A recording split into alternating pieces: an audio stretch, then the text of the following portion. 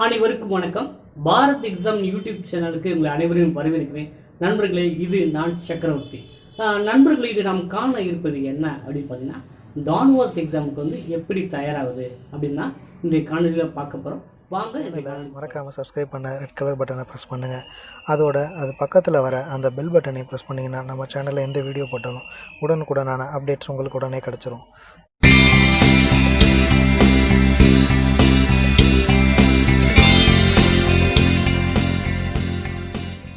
அப்படின்னு தெரிஞ்சதுக்கு முன்னாடி சைட்டில் எதுவும் அப்டேட் இருக்கா அப்படின்னு இப்போ பார்த்துக்கலாம். சைட்டை பார்க்கும்போது பார்த்தீங்கன்னா அவங்க வந்து ஜனவரி 2020 வந்து ஒரு ரெக்ரூட்மெண்ட் அனௌன்ஸ்மெண்ட் பண்ணியிருக்காங்க. அதற்கான எக்ஸாம் வந்து பார்த்தீங்கன்னா அந்த லாக்டவுனால வந்து பார்த்தீங்கன்னா டிசம்பரில் தான் கண்டக்ட் பண்ணியிருக்காங்க. ஜனவரியில் 2021 ரிசல்ட் போட்டாங்க. அது டிசம்பரில் எக்ஸாம் வச்சு அடுத்த மாதமே ரிசல்ட் போட்டாங்க. அது எதுக்குன்னா வந்து டெக்னிக்கல் லெவல், அதாவது டிரைவர், எலக்ட்ரீஷியன், சிவில், டாக்ஸ்மேன், ஸோ இந்த மாதிரி லெவலில் தான் ரெக்ரூட்மெண்ட் பண்ணியிருக்காங்க. ஓகேங்களா? ஸோ சைட்டை பார்க்கும்போது நம்ம தெரிஞ்சுக்கிட்ட அப்டேட் இதுதான். நான் ஏற்கனவே சொன்னது போல் வந்து பார்த்தீங்கன்னா எக்ஸாம் பேட்டர்ன், எக்ஸாம் லாங்குவேஜ் என்ன அப்படின்னு கேட்டு நான் மெயில் பண்ணியிருந்தேன். ஸோ அதுக்கு அவங்க என்ன ரிப்ளை பண்ணாலும் சீக்கிரம் நாங்கள் அப்டேட் பண்ணுறோம், அறிவிப்பு வெளியாகும், நீங்கள் சைட்டை ஃபாலோ பண்ணிக்கோங்க அப்படின்னு தான் ரிப்ளை பண்ணியிருந்தாங்க. ஸோ இது வந்து தான் நமக்கு சைட்டையும் நம்ம எக்ஸாம் பேட்டர்னை பற்றி தெரிஞ்சுக்க அப்டேட்டு. வாங்க இப்போ எப்படி தயாராகலாம். எந்த ஒரு எக்ஸாமுக்கு தயாராகிறதுக்கு முன்னாடி நமக்கு தெரிஞ்சுக்க வேண்டிய மிக முக்கியமான விஷயம் என்னென்னா அந்த எக்ஸாமோட சிலபஸ். இப்போ வந்து சிலபஸ் நம்ம கையில் கிடச்சிருச்சு, அவங்க அப்டேட் பண்ணியிருந்தாங்க. இந்த சிலபஸ் வந்து பார்த்தீங்கன்னா 3 லெவலில் இருக்குது. அதாவது ஜென்ரல் ஸ்டடீஸ் ப்ரொவைட் பண்ணியிருக்காங்க, அதே போல் ஜென்ரல் தமிழ் ப்ரொவைட் பண்ணியிருக்காங்க, ஜென்ரல் இங்கிலீஷ் ப்ரொவைட் பண்ணியிருக்காங்க. ஓகேங்களா? இந்த எக்ஸாம் பேட்டர்ன் மட்டும் ப்ரொவைட் பண்ணலாம். இப்போ நமக்கு ஒரு டவுட் இருக்குது. இப்போ நான் வந்து தமிழ் மீடியம் ஸ்டூடெண்ட்டாக இருக்கேன். நான் வந்து ஜென்ரல் ஸ்டடீஸ், அதை வந்து நான் தமிழ் அட்டன் பண்ணுவேன். ஜென்ரல் தமிழ், அது பொது தமிழையும் நான் தமிழ் அட்டன் பண்ணுவேன். நான் எக்ஸ்ட்ரா ஜென்ரல் இங்கிலீஷ் படிக்கணுமா அப்படிங்கிற ஒரு கேள்வியாது. அதே போல் நான் மெட்ரிகுலேஷன் ஸ்டூடெண்ட்டாக இருக்கேன். ஜென்ரல் ஸ்டடீஸும் நான் இங்கிலீஷில் அட்டன் பண்ண போகிறேன், ஜென்ரல் இங்கிலீஷும் இங்கிலீஷில் அட்டன் பண்ண போகிறேன். நான் எக்ஸ்ட்ரா தமிழ் மீடியம் படிக்கணுமா அப்படிங்கிற ஒரு கேள்வி எல்லாத்துக்குமே இருக்குது. ஸோ இது வந்து பார்த்தீங்கன்னா அவங்க எக்ஸாம் பெட்டர் லாங்குவேஜ் அவங்க ஆஃபீஸில் சொன்னால் தான் நமக்கு தெரியும். ஓகேங்களா? அப்போ வந்து பார்த்தீங்கன்னா இன்னொரு அறிவிப்பு, இன்னொரு நம்ம தெரிஞ்சுக்க வேண்டிய என்ன விஷயம்னா, இது வந்து குரூப் 4 சிலபஸ் வந்து அப்படியே அப்பட்டமாக காப்பியாக இருக்குது. அப்போ குரூப் 4 எக்ஸாம் என்ன வைப்பாங்கன்னா, எக்ஸாம் வந்து தமிழ் அண்ட் இங்கிலீஷ் ரெண்டுலேயுமே இருக்கும். ஸோ நீங்கள் ஒரி பண்ணிக்க வேண்டாம், தமிழில் மட்டும்தான் கேட்பாங்களா, இப்போ இங்கிலீஷில் கேட்க மாட்டாங்களா அப்படிங்கிற ஒரி பண்ணிக்க வேண்டாம். எக்ஸாம் வில்பி வந்து பார்த்தீங்கன்னா போத் தமிழ் அண்ட் இங்கிலீஷில் தான் இருக்கும். அதில் மாற்று கருத்தே கிடையாது. ஸோ இந்த பேட்டர்ன் மட்டும் மாறுறதுக்கு எப்படின்னு தெரியல.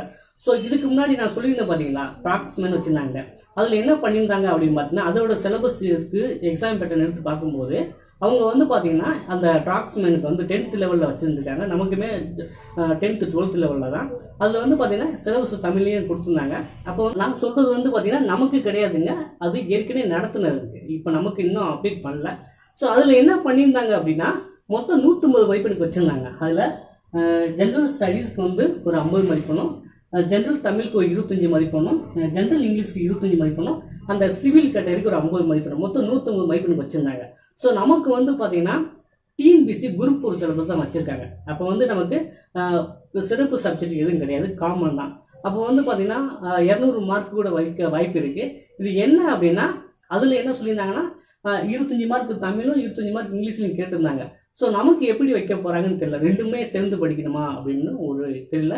அவங்க எக்ஸாம் பேட்டர்ன் சொன்னால் மட்டும்தான் தெரியும். ஓகேங்களா? ஸோ அதுக்காக வந்து பார்த்தீங்கன்னா நமக்கு எல்லாமே தெரிஞ்சால் தான் படிப்பேங்கிற நினைப்பு வேண்டாம். ஸோ நமக்கு இந்த ரெண்டு காமன் தான் எல்லாத்துக்கும். இப்போ தமிழ் மீடியம் ஸ்டூடெண்ட்னா எனக்கு ஜென்ரல் ஸ்டடீஸும் ஜென்ரல் தமிழ் காமன் தான், நீங்கள் அதுக்கு படிக்க தொடங்கலாம். மெட்ரிகுலேஷன் ஸ்டூடெண்ட் ஜென்ரல் ஸ்டடீஸும் ஜென்ரல் இங்கிலீஷும் படிக்க தொடங்கலாம். அப்போ எக்ஸாம் பேட்டர்ன் வந்தாலும் யாருக்கு எது தெரியும் அதை மட்டும் அப்போ படிச்சுக்கலாம். ஓகேங்களா? இது வந்து இந்த பிரச்சனை உங்களுக்கு மட்டும் இல்லை, அப்ளை பண்ண எல்லாத்துக்குமே பிரச்சனை. ஓகேங்களா? அடுத்து வந்து பார்த்தீங்கன்னா நமக்கு தேவையான ஒன்று ஸ்டடி மெட்டீரியல் கலெக்ஷன்ஸ். ஸோ எத்தனை பேர் வந்து பார்த்தீங்கன்னா இது வரைக்கும் நீங்கள் ஸ்டடி மெட்டீரியல் கலெக்ட் பண்ணிட்டீங்க அப்படின்னு தெரியல. இருந்தாலும் பரவாயில்ல, இனிமேலாச்சும் ஸ்டடி மெட்டீரியல் கலெக்ட் பண்ணி நீங்கள் படிக்க ஆரம்பிக்கலாம். இப்போ ஸ்டடி மெட்டீரியல் வந்து பார்த்தீங்கன்னா தமிழ் மீடியம், நம்ம ஏற்கனவே சொன்ன மாதிரி தமிழ் மீடியத்தில் இருக்கலாம், இங்கிலீஷ் மீடியத்தில் இருக்கலாம். நம்ம வந்து பார்த்தீங்கன்னா தமிழ் மீடியத்தில் மட்டும் ஸ்டடி மெட்டீரியல் ரெடி பண்ணி டிஸ்ட்ரிபியூட் பண்ணிக்கிருக்கோம், இங்கிலீஷ் மீடியத்துக்கு ரெடி பண்ணிக்கிருக்கோம். ஸோ தேவைங்கிறப்ப வந்து என்ன டிஸ்பிளே இருக்கிற வாட்ஸ்அப் நம்பர் கனெக்ட் பண்ணி நீங்கள் வைக்கலாம். இப்போ ஸ்டடி மெட்டீரியல் பற்றி உங்களுக்கு நிறைய டவுட் இருக்குது. என்னென்னா நிறைய பேர் TNPSC Aspirants வந்து அவங்க ஃபாலோ பண்ணுறதுன்னா ஸ்கூல் புக்கு ஃபாலோ பண்ணுவாங்க. அப்படி ஃபாலோ பண்ணும்போது பார்த்தீங்கன்னா நிறைய பேருக்கு என்ன கொஸ்டின் அரேஸ் ஆகுனா, நியூ புக்கா ஓல்டு புக்கா அப்படிங்கிற கொஸ்டின்ஸ் அரேஸ் ஆகுது. ஸோ இதே கேள்வி வந்து பார்த்தீங்கன்னா TNPSC Aspirants வந்து பார்த்தீங்கன்னா ஒரு கோரிக்கையை வந்து TNPSC வச்சாங்க. அது 2 வருஷமாக வந்து புக்கு வந்து மாறிக்கிட்டே இருக்குது. நாங்கள் எந்த புக்கை படிக்கிறது அப்படின்னு ஒரு கொஸ்டின் எழுப்புனாங்க. அதுக்கு வந்து டிஎன்பிஎஸ்சி தரப்பட்ட ரிப்ளை என்னன்னா, நாங்கள் வந்து எந்த புக்கு ரெஃபர் பண்ணணும் நாங்கள் சொல்ல மாட்டோம், சிலபஸ் கையில் கொடுத்துருவோம், சிலபஸ் உங்ககிட்ட இருக்குது. ஸோ அது வந்து பார்த்தீங்கன்னா அது எந்த புக்கில் ரெஃபர் பண்ணாலுமே நீங்கள் படிக்க வேண்டியது உங்கள் கடமை அப்படின்னு சொல்லிட்டாங்க. ஸோ நமக்கும் அதே தான், சிலபஸ் நம்ம கையில் கிடச்சிருக்கு. ஸோ அது வந்து பார்த்திங்கன்னா ஸ்கூல் புக்கு மட்டும் கிடையாது, வேறு ஏதோ மெட்டீரியல் இருந்தாலும் நம்ம படிக்கலாம். அதை தவிர்த்து வந்து பார்த்திங்கன்னா நீங்கள் யூஜி லெவல்லையும் ஏதோ லைப்ரரியில் போய்க்கோ இந்த டாபிக் ரிலேட்டடாக வந்து படிக்கலாம். ஸோ அதனால தான் நீங்கள் வந்து ஸ்கூல் புக்கா நியூ புக்கா ஓல்டு புக்கா அந்த கன்ஃபியூஷன் வேண்டாம். ஏன் அப்படின்னா இந்த பெரும்பாலும் நீங்கள் ப்ரிஃபரபிள் பண்ணுறது என்னன்னா ஸ்கூல் புக்கு தான் ப்ரிஃபர் பண்ணுவாங்க. ஸோ அது வந்து மேக்ஸிமம் சிலபஸ் கவர் ஆகலாம், ஓகேங்களா. ஸோ அதை பேஸ் பண்ணி நம்மளும் மெட்டீரியல் எடுத்துக்கும், வேணுங்கிறத யூட்டிலைஸ் பண்ணிக்கலாம், ஓகேங்களா. ஸோ இதுதான் வந்து ஸ்டடி மெட்டீரியல் கலெக்ஷன் பற்றி மிக முக்கியமான விஷயம்.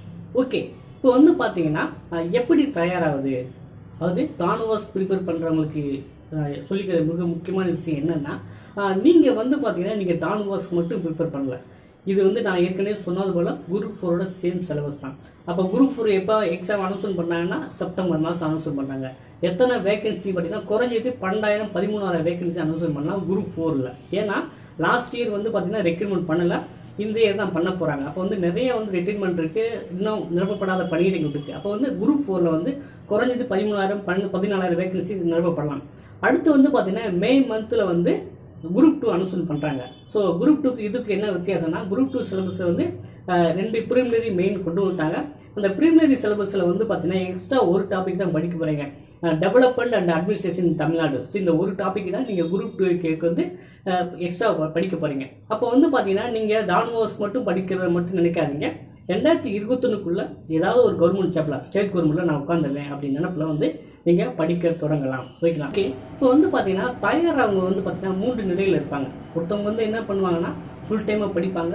இன்னொரு பேர் வந்து பார்த்தீங்கன்னா ஹையர் ஸ்டடீஸ், அது பிஜி அந்த மாதிரி படிச்சுட்டு அவங்க இந்த எக்ஸாமுக்கு தயாராகலாம். ஒரு சில பேர் வந்து பார்த்தீங்கன்னா வேலை பார்த்துக்கிட்டே படிக்கலாம். இப்போ நான் வேலை பார்த்துக்கிட்டே படிக்கிறவங்களுக்கு நான் சொல்லக்கூடிய அட்வைஸ் என்னென்னா, நீங்கள் அட்லீஸ்ட் டெய்லி ஒரு 3 ஹவர்னாச்சும் நீங்கள் ஸ்பெண்ட் பண்ணால் மட்டும்தான் இந்த காலகட்டத்தில் இந்த நிறைய காம்படிஷனில் வந்து நீங்கள் வெற்றி பெற முடியும்.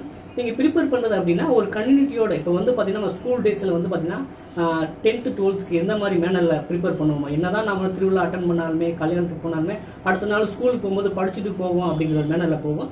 ஸோ அந்த மாதிரி நீங்கள் டெய்லி அட்லீஸ்ட் 3 ஹவர்ஸ் படித்தா மட்டும்தான் வேலை பார்த்துட்டே படிக்கிறவங்க வந்து இந்த காலகட்டத்தில் நீங்கள் எக்ஸாம் கண்டிப்பாக பாஸ் பண்ண முடியும். ஏன்னா அட்லீஸ்ட் நம்ம வந்து பார்த்தீங்கன்னா அட்லீஸ்ட் ஒரு நாளைக்கு நம்ம 2 ஹவர்ஸ் வந்து பார்த்தீங்கன்னா சோசியல் மீடியாலையும் டிவிலையும் நம்ம டைம் ஸ்பெண்ட் பண்ணுறோம். ஸோ இதெல்லாம் வந்து அவாய்ட் பண்ணிட்டு நம்ம படிப்புக்காக தொடங்கினோம்னா கண்டிப்பாக வெற்றி வர வாய்ப்பு இருக்குது.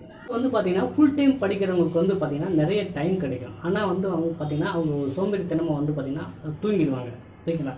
ஸோ அதுக்கு அவாய்ட் பண்ணுறதுக்கு வந்து என்ன பண்ணணும் அப்படின்னா ஒரு குரூப் ஸ்டடி பண்ணிவிட்டு உங்கள் 2 ஃப்ரெண்ட்ஸை சேர்ந்து வந்து நீங்கள் படிக்க தொடங்கலாம்.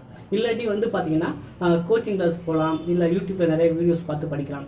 இப்போ வந்து பார்த்தீங்கன்னா இந்த நம்ம எக்ஸாமுக்கு வந்து கோச்சிங் கிளாஸ் மஸ்டா அப்படின்னு ஒரு கொரி வரும். இப்போ வந்து பார்த்தீங்கன்னா இதுக்கு வந்து பார்த்தீங்கன்னா கோச்சிங் கிளாஸ் எதுக்காக நீட் அப்படின்னா அந்த பேங்கிங் எஸ்எஸ்சி.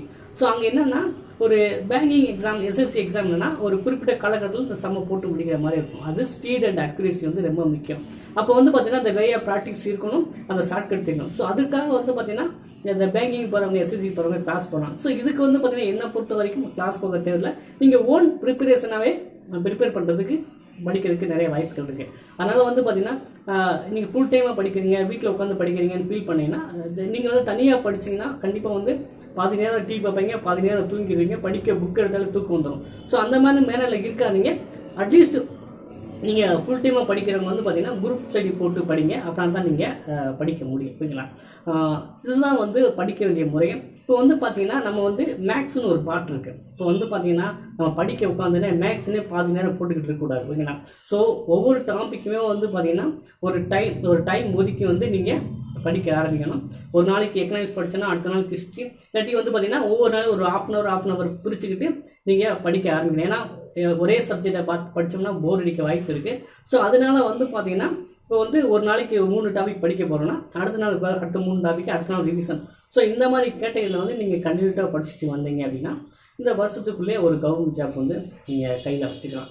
ஸோ அதுக்கு நான் எல்லோரும் என்ன தேவை அப்படின்னா நம்ம இந்த வருஷத்துலேயே வேலையில் உட்காருவோம் அப்படிங்கிற ஒரு நினைப்பு தேவை.